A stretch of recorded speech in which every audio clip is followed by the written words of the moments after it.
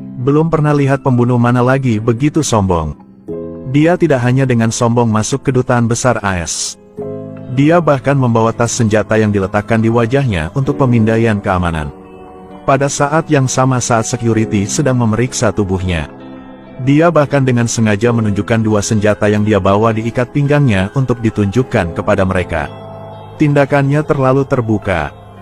Buat tim keamanan harus segera mengeluarkan senjata untuk mengendalikannya. Dengan orang sombong seperti dia, tim keamanan juga bertemu untuk pertama kalinya. Saat ini kepala keamanan datang untuk menginterogasinya dengan pistol. Saat ini dia sangat penasaran dengan identitas aslinya. Karena dia memeriksa seluruh sistem. Bahkan menggunakan kekuatan Chia. Tapi hasilnya masih belum bisa menemukan siapa dia. Kamu siapa? 47. Aku pembunuh. Itu bukan nama. Itu bukan. Tapi itu nama aku. Sanders setelah mendengar jawaban 47.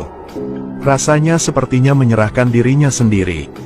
Dia kemudian mengancam 47 untuk menyerahkan diri untuk menerima grasi. Jika tidak, dia akan membuatnya tidak sehat keluar sini. Pada saat yang sama dengan angkuh mengatakan 47 bahwa ini tempat dia. Dia punya 100 cara untuk membuatnya menghilang. Menghadapi ancaman Sanders, wajahnya tidak berubah. Pada saat yang sama, dia juga menyetujui tato di pergelangan tangannya. Menebak dengan benar dia memiliki 2 anak perempuan. Kalau kamu cintai 2 anak perempuan kamu, maka kamu harus membiarkan aku keluar dari sini. Sanders mendengar 47 mengancam keluarganya. Dia jadi marah. Langsung pada peluru arahkan pistol ke arah 47. Dia tidak tahu bahwa tindakan ini akan membawa bahaya baginya.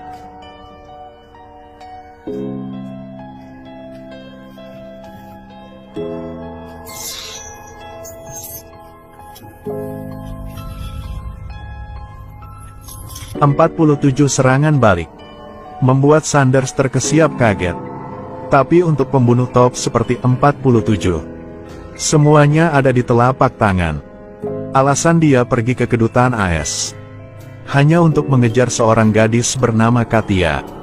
Gadis ini menyembunyikan rahasia besar 2 jam lalu untuk bisa kabur dari kejaran kodename 47. John, rekan Katia, sengaja melepaskan tembakan di depan kedutaan AS. Awalnya ingin menggunakan kedutaan AS untuk membantu mereka mencegah kodename 47. Tetapi mereka tidak menyangka bahwa kedutaan AS pun akan dengan mudah dikalahkan. Dengarkan bel alarm berdering keras. John dengan cepat antar Katia keluarkan dari kedutaan. 47 meramalkan bahwa mereka berdua akan melarikan diri. Jadi ganti bajunya dan pergi ke kedutaan. Ketiganya membuat kedutaan AS terlihat seperti pasar. John ingin segera membuat Katia melarikan diri, jadi dia langsung mencuri pistol dari polisi. Mereka menginjak pedal gas dan berlari dengan gila-gilaan di kota untuk bersembunyi sejauh mungkin. Saatnya, 47 berlari ke atap gedung. Temukan tempat tertinggi lalu gunakan senapan sniper untuk menemukan mereka berdua. Sangat cepat mampu menghitung jarak tembak. 47 segera menarik pelatuknya. Untungnya, Katia beruntung tidak tertabrak. Hanya lengan yang terluka oleh peluru yang meleset. 2 orang bersembunyi di sebuah motel kecil. Sekarang Katia ingin tahu satu hal. Kenapa dirinya selalu diburu? Kemudian John secara bertahap mengatakan yang sebenarnya kepada Katia. Ternyata ayahnya dulunya adalah seorang ahli genetika, seorang ahli filogenetik manusia. 20 tahun yang lalu sebagai pendukung organisasi misterius. Melalui modifikasi dan peningkatan gen.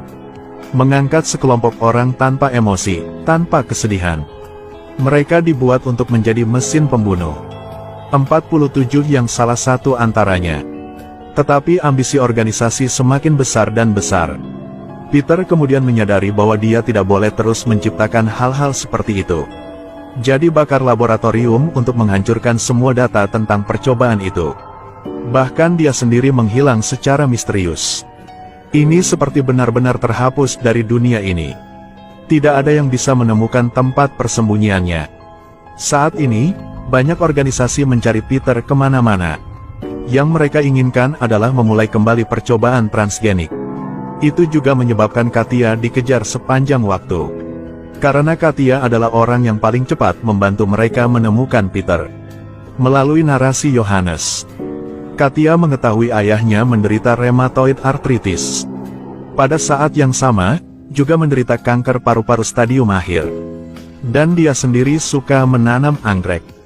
Katia berdasarkan informasi yang tersedia dan menebaknya. Ayahmu pasti tinggal di iklim yang hangat. Harus ada fasilitas kesehatan. Katia juga menjadi subjek tes ayahnya. Itu sebabnya dia memiliki kemampuan penalaran terbaik. Katia melihat peta di dinding. Dalam sekejap, tahu di mana ayahnya bersembunyi. Saat dia akan memberitahu John. Kemudian telepon di kamar tiba-tiba berdering. Saat John mengangkat telepon, 47 tiba-tiba menendang pintu masuk. Langsung tembak John. Lalu membuat Katia pingsan dan membawanya pergi. Gadis ini diculik oleh seorang pembunuh top. Lawan tidak hanya tidak membunuhnya, tetapi juga mengikatnya dan kipas angin besar. Kemudian menghidupkan mesin dengan volume penuh. Jika gadis itu tidak melarikan diri tepat waktu, akan tersedot oleh kipas hingga berkeping-keping. Katia juga mulai panik. Tiba-tiba menjadi sangat sunyi. Sangat cepat dan mengembangkan kemampuan untuk melarikan diri dengan aman. Dia memasukkan tali ke kakinya. Lalu mundur dan akhirnya digiling. Dia menggunakan isapan kipas angin untuk mematahkan tali di tangannya. Akhirnya lancar melarikan diri dari sana. Tapi kali ini 47 mengatakan itu padanya. Dia melakukannya untuk membantunya mengaktifkan kemampuan khususnya. Saatnya, pasukan mistis bersenjata lengkap mengepung seluruh tempat ini. Katia yang baru saja membangkitkan inderanya. Dia terlihat seperti dipersenjatai dengan radar. Bisa langsung merasakan situasi perang. Bahkan bisa menebak posisi musuh. Berkat bantuan Katia, 47 semakin kokoh menggenggam kemenangan di tangan.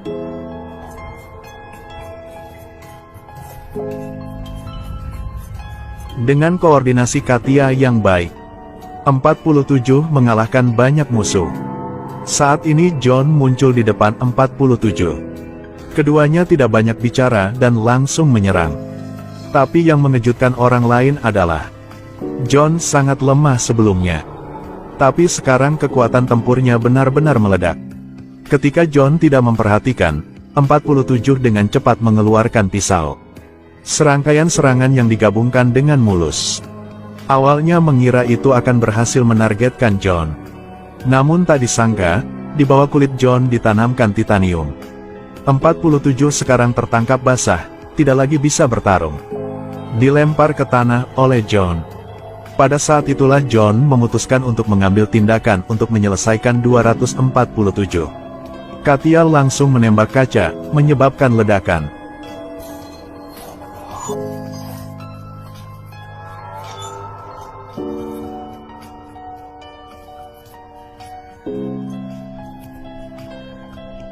Setelah kalian berdua melarikan diri dari sana, 47 mengungkapkan identitas asli John.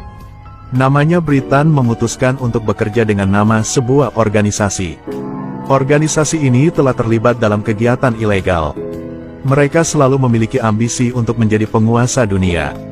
Mereka juga ingin mendapatkan data modifikasi genetik. Setelah data pada percobaan itu tersedia, mereka akan kembali menciptakan mesin pembunuh. Dunia pasti tidak akan berhenti berdarah. Tapi ayah Katia segera menyadari hasilnya seperti sekarang. Jadi menjaga perasaan 47. 47 tidak mengejar Katia, yang diam-diam melindunginya. Setelah mendengarkan 47 penjelasan selesai, Katia memilih untuk mempercayainya. Beritahu juga 47 bahwa ayahnya ada di Singapura. Tapi kantor pusat organisasi misterius Britan juga ada di Singapura. Kemudian keduanya langsung terbang ke Singapura. Setelah mencapai gambaran besar Bandara Changi, 47 tahu bahwa kamera selalu mengawasi mereka. Untuk menghindari kontrol kamera, keduanya memutuskan untuk berpisah. Katia dengan kemampuannya yang tajam, memanfaatkan keramaian dan barang bawaan di bandara. Sangat cepat dengan mudah menghindari pandangan kamera. Sangat nyaman tiba di depan bandara. 47 mengendarai Audi 7 RS merah untuk menjemputnya. Setelah Katia masuk ke dalam mobil, dia segera pergi dari bandara. Kemudian mereka mencari hotel untuk beristirahat. Yang buat Katia di luar dugaan. Dia sendiri tertangkap oleh kamera di luar pintu. Musuh dengan cepat mengikuti mereka ke hotel. Mereka mengirim sekelompok pembunuh untuk menemukan mereka berdua di hotel. Tapi untungnya 47 sudah bersiap lebih awal.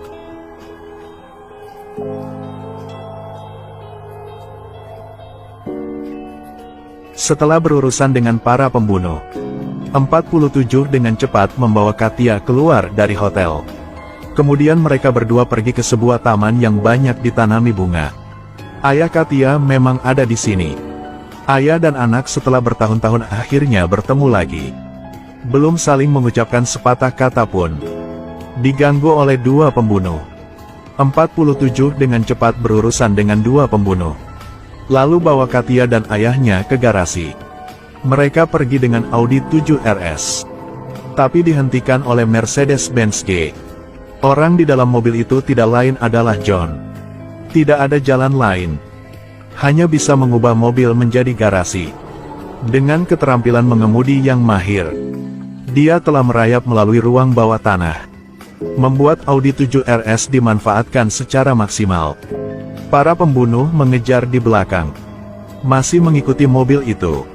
47 tentu saja, jangan biarkan mereka mengejarmu dengan mudah. Dia dengan cepat mengalahkan satu. Lalu akselerasi lagi, sampai pembunuh di belakang mengejar. Kemudian 47 langsung mengerem mobil tersebut. Dengan mudah mengalahkan 3 pembunuh. Saat ini, hanya mobil pengejar John yang tersisa. Tapi sekarang garasi akan diblokir. 47 tidak ragu. Dengan gila menginjak pedal gas.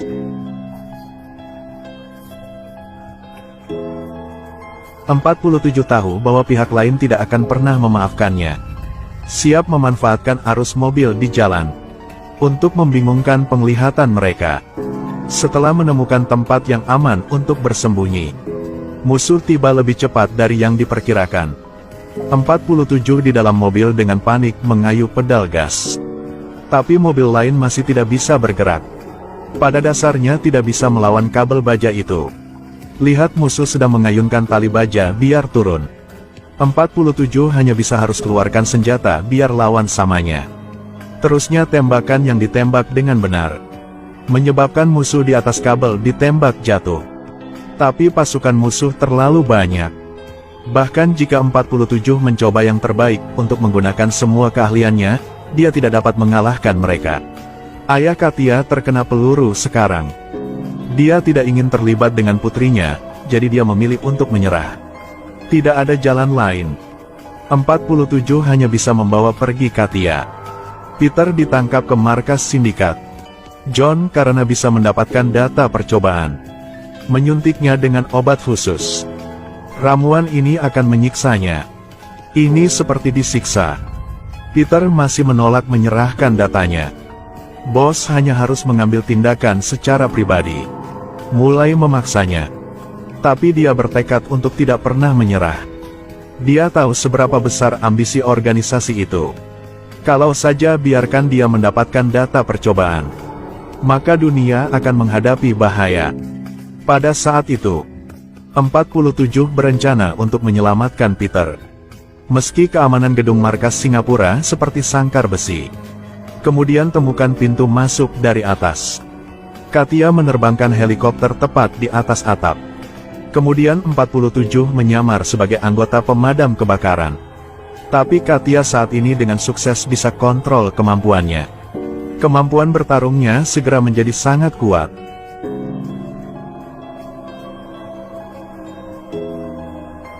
Saat ini, bos khawatir sejenak.